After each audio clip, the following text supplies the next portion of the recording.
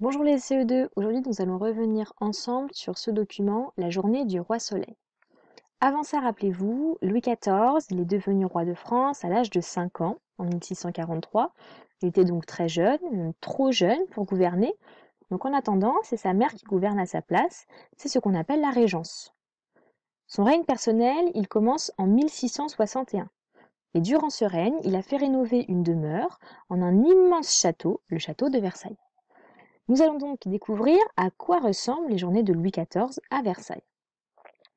Le premier document représente donc le château de Versailles. C'est un plan de ce château avec, juste ici, vous le voyez, une légende. On vous dit, observe-le attentivement et lis la consigne située en dessous. Lis attentivement le texte ci-dessous, indique entre les crochets le numéro de l'endroit où se trouve le roi au cours de la journée. La légende du plan du château de Versailles doit t'aider. Si on regarde ce texte, vous avez donc le déroulé de la journée de Louis XIV de 8 h à 23 h. Ces journées, elles se ressemblaient toutes, il avait toujours les mêmes habitudes. Alors on vous dit, à 8 h, le lever de Louis XIV se fait devant une centaine de seigneurs dans la chambre du roi. Et juste ici, vous avez décroché avec des pointillés. Il faut donc retrouver dans le plan la chambre du roi. Alors je reviens sur mon plan, je regarde dans la légende et je cherche la chambre du roi. Elle est ici, c'est le numéro 6, voilà en noir. Numéro 6, je viens donc écrire 6 entre les crochets juste ici. 9 h, Louis XIV quitte sa chambre et salue ses courtisans dans la galerie des glaces. Pareil, je viens rechercher la galerie des glaces dans mon plan et je note ici le numéro. 10 h, il va à la messe dans la chapelle. Je cherche la chapelle dans la légende. 11 h, le roi se rend dans la salle du conseil où il travaille avec ses ministres.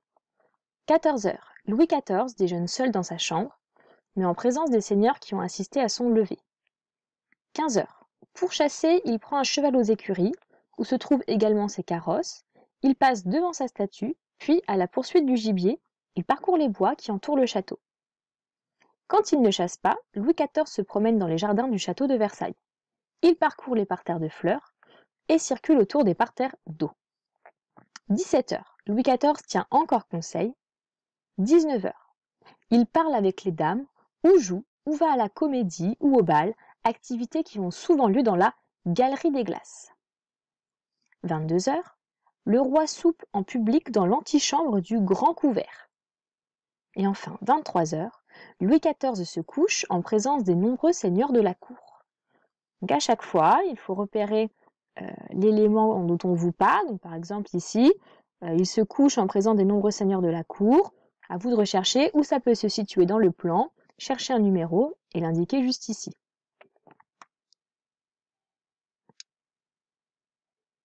Troisième document, je vous ai donc inséré ici une bande dessinée qui retrace aussi un petit peu la journée du roi, mais en 4 vignettes A, B, C, D. On vous dit, à 8 h 15, le roi fait sa toilette en présence de ses proches, c'est le petit lever. Puis à 8 h 30, il déjeune en présence de nombreux courtisans.